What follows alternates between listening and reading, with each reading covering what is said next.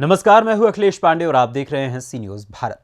खबर मध्य प्रदेश के रीवा जिले से है, जहां पर जातिगत जनगणना को लेकर समाजसेवी एवं राजनीतिक दलों के नेताओं ने अपने अपने विचार रखे। इस दौरान उन्होंने मीडिया के सवालों का जवाब देते हुए कहा कि जातिगत जनगणना समय को देखते हुए जरूरी हो चुकी है, जिससे ये स्पष्ट हो सकेगा कि देश में किसकी कितनी भागीदारी है। सभी चीजें जाति पर आधारित होती हैं, चाहे आरक्षण हो अथवा कोई योजना बनाने का मुद्दा हो, सब जाति पर आधारित होती हैं। आइए सुनाते हैं कि इस दौरान लोगों ने मीडिया से क्या कुछ कहा। अभी जातिगत जनगणना की लगातार मांग उठ रही है, कई दल उठा रहे हैं। क्या भारत को जातिगत जनगणना की ज़रूरत आप समझते हैं? ज़रूरत क्या, ये तो भारत देश में हमें तो लग रहा है कि 5000 साल पहले से ही जाति व्यवस्था के आधार पर पूरी नीति रीति बनती रही हैं।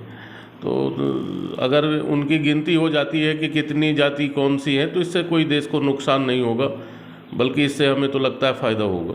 क्या फ़ायदा देखते हैं कि आम आदमी को जातिगत जनगणना से फ़ायदा मिलेगा? देखिए, अब हर काम जाति के पर आधारित होता है, चाहे सरकार का आरक्षण का मामला हो, चाहे और कोई योजना बनाने का मामला हो।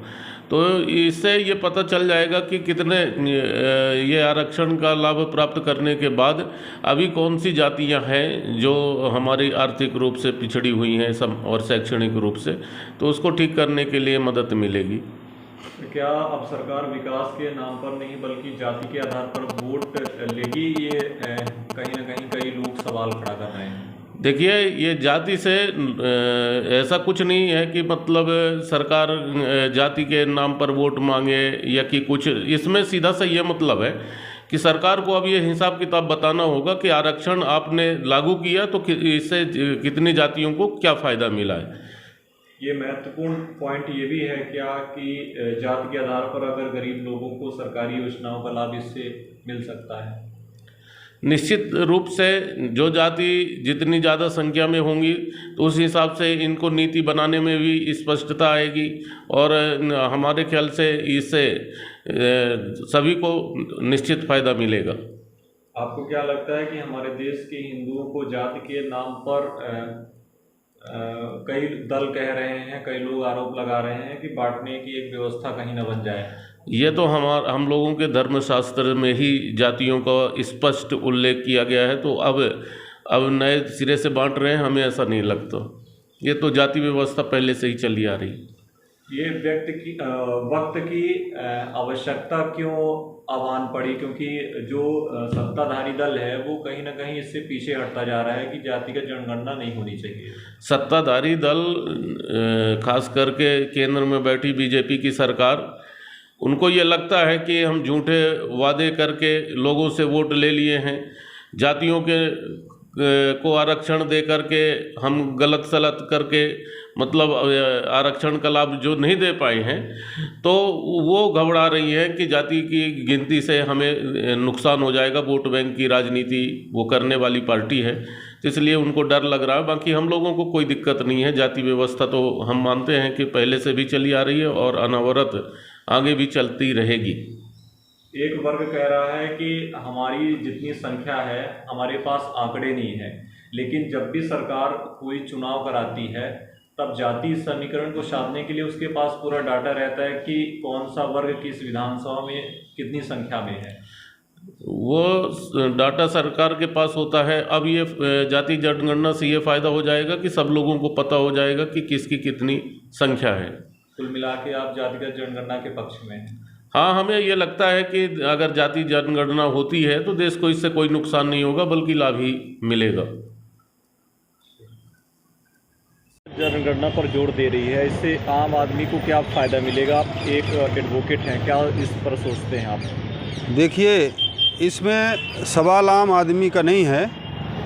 ये पहली बात तो पूरे देश के अंदर जातिवाद एक बहुत बड़ी बीमारी हो गई है, और उसके इलाज के लिए जनगणना होनी चाहिए, उसका एक सरे होना चाहिए। इसके हम पक्ष में हैं। और जिस तरह से भारत को अच्छा बनाने के लिए जातिगत जनगणना ज़रूरी है, और एक जो हिस्सेदारी का सवाल बार बार उठ रहा है, और सारी सरकारें जो भी हैं, सरकारें हैं और जो भी तमाम संगठन हैं, वो भी इस पक्ष में हैं कि जातिगत जनगणना जो है देश के अंदर ज़रूरी है और उससे बहुत बड़ी बीमारी दूर होगी और उसका एक सिरे होना चाहिए और उससे भारत का जो स्वरूप है वो बेहतर बनेगा। इसलिए जो है जनगणना, जातिगत जनगणना ज़रूरी है। जातिगत जनगणना से आम इंसान को क्या फ़ायदा मिलेगा, क्यों ये, इससे क्या संभावना है इस विजिट की? देखिए, आए दिन ये तमाम सवाल पैदा हो रहे हैं। संख्या के आधार पर भागीदारी की बात हो रही है, तो एक बार जातिगत जनगणना होना ज़रूरी है। फिर भागीदारी किसकी कितनी होगी वो तो जो भी सरकारें आएंगी वो सुनिश्चित करेंगी, वो सरकार का काम है। कोई ज़बरदस्ती तो लेगा नहीं, लेकिन उससे एक आंकड़ा देश के सामने आ जाएगा। तो जो तमाम लोग राजनीति करते हैं, जाति के नाम पर राजनीति करते हैं, वो सारा खेल जो है बंद हो जाएगा। तो ये बहुत ज़रूरी है, जातिगत जनगणना होनी चाहिए। तो सरकार के पास कोई जातिगत आंकड़े नहीं थे जी, इसलिए जो चुनाव भी होते थे कोई आंकड़ा नहीं था, लेकिन आंकड़े आने के बाद जी, आपको क्या लगता है कि ये जातिगत आधार पर ये बंटवारा नहीं हो जाएगा एक तरीके से? देखिए, अभी तक चुनाव में ये सरकार के पास डाटा रहता है कि किस विधानसभा में किस जाति के कितने लोग हैं। ये सरकार, आप भी ऑनलाइन देखेंगे तो सरकार कहीं ना कहीं ये डाटा रखती है, लेकिन उसको स्पष्ट रूप से सरकार ने वेरीफाई नहीं किया है। ये मोटा मोटा आंकड़ा ये आ जाता है कि किस विधानसभा में कौन सी जाति ज़्यादा है, उसको लेकर ये लोग राजनीति करने का काम करते हैं। तो हमारा उससे सवाल नहीं है, लेकिन जो भागीदारी है देश के अंदर, तमाम जो विभागों में भागीदारी है और सारी चुनाव की है ही है भागीदारी, चाहे न्यायपालिका में हो, इससे स्पष्ट हो जाएगा जो राजनीति हो रही है वो दूर हो जाएगा। वो इससे जो है जातिगत जनगणना देश के अंदर ज़रूरी है। क्या नहीं लगता है कि जातिगत जनगणना करने के बाद हिंदुओं को जाति में बांटने का काम सरकार कर रही है? देखिए, जो हिंदुओं की बात करते हैं और जो हिंदू राष्ट्र की बात करते हैं और ये जो कहते हैं कि हम असली हिंदूवादी पार्टी हमारी है, जैसे उदाहरण दे रहा हूँ भाजपा को, तो वो खुद हिंदू को हिंदू नहीं समझते हैं। यहाँ जो गरीब तबका है सबसे, उसको वो हिंदू नहीं मानते हैं। केवल चुनाव में उसको हिंदू बनाने का काम करते हैं और चुनाव के बाद भूल जाते हैं तमाम सैकड़ों जातियां हिंदू जात की हैं, जो छोटी जातियां हैं, गरीब तबके के लोग हैं, उसको भारतीय जनता पार्टी भूल जाती है कि ये भी हमारे हिंदू समाज में आते हैं, इनको भी हमको बराबरी का दर्जा देना चाहिए, इनके भी सुख दुख में शामिल होना चाहिए, इनको भी इनकी कमियों को पूरा करना चाहिए। सरकार भूल जाती है, सिर्फ चुनाव में उसको हिंदू याद आता है। लगातार जातीय जनगणना होने की मांग उठ रही है, कई लोग पक्ष में हैं, कई लोग विपक्ष में हैं, लेकिन इस बीच एक सवाल है कि क्या जाति के आधार पर गरीबों को योजनाओं का लाभ दिया जाएगा? तमाम तरह के सवाल हैं, आप इस बारे में क्या सोचते हैं? देखिए, जातिगत जनगणना होनी भी चाहिए। संविधान ये अनुमति देता है जितनी जातियां हैं उनका क्या एक ग्राफ है, कितनी संख्या है पूरे देश में। प्रदेश अपने अपने हिसाब से सहमति असहमति जताते हैं। केंद्र सरकार उस पर आपत्ति थोड़ी जता रही है कि जातिगत जनगणना नहीं होनी चाहिए, कुछ क्लोज डाटा वो रखना चाहती है। तो हम इस बात में समर्थित हैं कि जातिगत जनगणना होनी चाहिए। इससे कई चीज़ें क्लियर होती हैं कि कौन सी जातियां हैं जो ज़्यादा अपने जाति को बढ़ाने के लिए अग्रसर हैं, या फिर परिवार नियोजन किन जातियों में कितना है। परिवार नियोजन प्रतिशत भी काफ़ी मायने रखता है। तो ये सारा डाटा भी सामने आएगा, क्योंकि सरकार की योजनाओं की जो वस्तु स्थिति है, तो आपकी जातिगत जनगणना एक काफ़ी हद तक महत्वपूर्ण भूमिका निभाएगी कि कहाँ पर कितना फॉलो अप हो रहा है उस चीज़ को लेकर। एक पक्ष ये भी कह रहा है कि अगर जातिगत जनगणना होती है तो कई वर्ग आपस में बटेंगे और कहीं ना कहीं एक हिंदुत्व जो एकजुट है उसमें मतभेद पैदा होगा। देखिए, मैं ये कहता हूँ कि अगर जातिगत जनगणना हो भी रही है तो आप एक चीज़ की बारीकी देखेंगे कि सिर्फ सनातन धर्म या फिर हिंदू जिन्हें कहते हैं, हिंदू यूनाइटेड फैमिली, उन्हीं के अलग अलग जातियों की जनगणना हो रही है। अगर अन्य की बात करें, जैसे बौद्ध हैं, सिख हैं, मुस्लिम हैं, इनमें भी कई जातियां हैं, लेकिन जब जनगणना होती है तो इन्हें एक ही माना जाता है। तो हम चाहते हैं कि जब जनगणना हो ही रही है तो इनमें भी ट्रांसपेरेंसी रहे, सभी धर्मों की जातियों पर जनगणना अलग अलग हो, क्लैरिफिकेशन हो कि इसमें सामान्य जाति के कितने लोग हैं, क्योंकि बाकी तो अल्पसंख्यक की कैटेगरी पे आ जाते हैं। तो हमें ये भी देखना होगा कि उनमें भी बहुत सारे सामान्य घराने हैं, क्योंकि उनमें भी बहुत सारी जातियां हैं। कहने को तो एक धर्म बता दिया जाता है कि ये हमारा धर्म है, तो ये नो डाउट इसमें करना ज़रूरी है कि जिस भी धर्म से बिलोंग करते हैं उसकी कौन सी जाति है ये भी आइडेंटिफाइड हो जाए। तो इससे जो सामंजस्य है पूरे देश में सभी धर्मों की सभी जातियों में होगा। केंद्र आपत्ति जता रहा है, लेकिन आप ये भी मानिए कि पहले भी डाटा तो सरकार के पास होगा, क्योंकि जब भी हम कोई शासकीय योजनाओं का लाभ लेते हैं तो उसमें अपनी जाति डिफाइन करते हैं कि इस जाति के हम हैं। बिल्कुल, केंद्र के पास सारा डाटा है। जब से आधार कार्ड बना है, एक एक आधार कार्ड लिंक है, तो वो एक क्लिक में बता सकते हैं किस जाति के कितने लोग हैं। जाति प्रमाण पत्र का डाटा बता देगा कितने जाति प्रमाण पत्र किस प्रदेश में, किस ज़िले में, किस गांव में कितने हैं।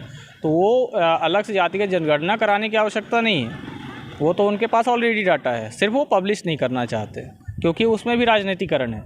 कई चीज़ें हैं, तुष्टीकरण की नीतियाँ भी रहती हैं, राजनीतिकरण की नीतियाँ भी रहती हैं। आप भी जानते हैं कि जब चुनाव लड़ना होता है तो लोग ये भी देख लेते हैं किस विधानसभा में किस वर्ग के वोटर ज़्यादा हैं, उसके हिसाब से टिकट वितरण भी होते हैं। तो ये सर्वविदित है कि ये सारी चीज़ें सबको पता है कि कितनी जातियाँ किस जगह पर प्रभावशील हैं, कहाँ पर किसका मैंडेट ज़्यादा है, सारी चीज़ें क्लियर हैं। लेकिन केंद्र सरकार इसे पब्लिश नहीं कराना चाहती। अभी जब से बिहार सरकार ने जातिगत जनगणना कराई है तब से ये सारा मुद्दा ऊपर के लिए ऊपर उठा है। तो इसमें ये भी देखेंगे कि बहुत सी जातियाँ का डाटा ऐसा है, चौंकाने वाला है कि हिंदू धर्म की जो अनारक्षित जातियाँ हैं उनका डाटा कहीं 2% 3% के आसपास है। और अगर हम अन्य धर्मों की वर्गों की बात करें तो वो तो अल्पसंख्यक वर्ग से काफ़ी कम है, तो इस हिसाब से तो उन्हें भी आरक्षण मिलना चाहिए। तो हम आरक्षण का सपोर्ट ऐसा नहीं करते हैं, हम इसमें ये सपोर्ट करते हैं कि एक भीड़ का हिस्सा ना बने, भीड़ में से जिसे आवश्यकता है उसे सुविधाओं का लाभ मिले। जितनी भी योजनाएं हैं, शासन की जो भी योजनाएं हैं, उस पर सिर्फ 2 प्रकार के पैरामीटर्स होने चाहिए, एक गरीब एक अमीर। जो एक सामान्य जीवन जी रहा है, एक बहुत हाई क्लास का जीवन जी रहा है और एक गरीब है, सिर्फ 3 जातियां होनी चाहिए। तो सामान्य रूप से हम ये मानते हैं कि इससे सामाजिक समरसता भी बनेगी, सभी धर्मों के बीच में कोई भी द्वेष भावना नहीं रहेगी कि हम इस धर्म से हैं, हम इस जाति से हैं, तो ऐसा ऊंचा नीचा दिखाने की प्रथा ख़त्म होनी चाहिए। अब सब पढ़े लिखे हुए हैं, लगभग शिक्षा का स्तर बढ़ता जा रहा है। तो अगर हम इन जाति आधारित मुद्दे को एक आवश्यकता आधारित मुद्दे पर कन्वर्ट करते हैं तो वो ज़्यादा ठीक है। जाति तो सभी को पता है कितनी जातियाँ कहाँ पर हैं। क्या लगता है आप सरकारें अब जाति के नाम पर वोट लेंगी, विकास के नाम पर? ले ही रही हैं, हमेशा से लेती आ रही हैं। अगर शिक्षा के नाम पर वोट की बात अगर करें, शिक्षा के नाम पर काम के आधार पर वोट करने की बात करें, तो हमें लगता है 1 ही 2 सरकारें हैं जो बोल रही हैं कि हम अगर काम किए हों तो वोट दीजिएगा, बाकी तो सभी इस जाति का हूँ इसलिए वोट दे दो। तो ये तो चलता आया है, बहुत कई पंचवर्षियाँ बीत गई, 75 वर्ष बीत गए, देश प्रगतिशील ही रहा, प्रगति पूरी नहीं हो पाई है, विकसित नहीं हो पाया है। तो यही कारण रहे हैं। क्या लगता है अब जिसकी जाति जितना ज़्यादा अच्छा मिलेगा, फ़ायदा मिलेगा? देखिए, तरीके से तो ये करना चाहिए कि जिसको जितनी ज़रूरत है उतना ही देना चाहिए। बहुत सारी जातियाँ ऐसी हैं कि जो एक आलीशान रसूख के साथ जीवन यापन कर रहे हैं और उसी जाति के गरीब को उसका अधिकार नहीं मिल पा रहा है। मान लेते हैं कि किसी भी वर्ग पे एक पोस्ट निकल रही है और उसमें अगर एक आरक्षित वर्ग की 50 पोस्ट हैं, उन 50 पोस्टों में से अगर आप ध्यान से देखेंगे तो 1-2 ही ऐसे बच्चे उसमें चयनित होते हैं उसी आरक्षित वर्ग के जो गरीब घरों से होते हैं। बाकी सभी वर्ग उसी वर्ग के अमीर घरानों के बच्चे चयनित हो जाते हैं। तो उनके साथ भी ये भेदभाव है। हम इस कारण से सभी जातियों का एक साझा स्वरूप हम रखना चाहते हैं कि सभी जातियों को एक साथ, अगर गरीब है, जो परिवार गरीब है उसे आरक्षण मिले, जो परिवार अमीर है भले वो किसी भी जाति का है, उसे आरक्षण से बाहर रखा जाए, क्योंकि वो तो ऑलरेडी एक रिच्ड पर्सन है, तो उसे जाति के आधार पर आरक्षण की आवश्यकता नहीं है। रीवा मध्य प्रदेश से सी न्यूज़ संवाददाता अर्जुन तिवारी की रिपोर्ट। देखा जाए तो जातिगत जनगणना का मुद्दा लंबे समय से चर्चा में बना हुआ है। हर दल की इस विषय में अपनी अलग अलग राय है। सरकार इसके पक्ष में नहीं है तो वहीं विपक्ष इस पर जोर दे रहा है। फिलहाल इस पर क्या फैसला लिया जाएगा ये तो वक्त ही बताएगा। इस खबर में बस इतना ही। देश दुनिया की तमाम खबरों के लिए देखते रहें सी न्यूज़ भारत। हर खबर आपके साथ, आपके हाथ।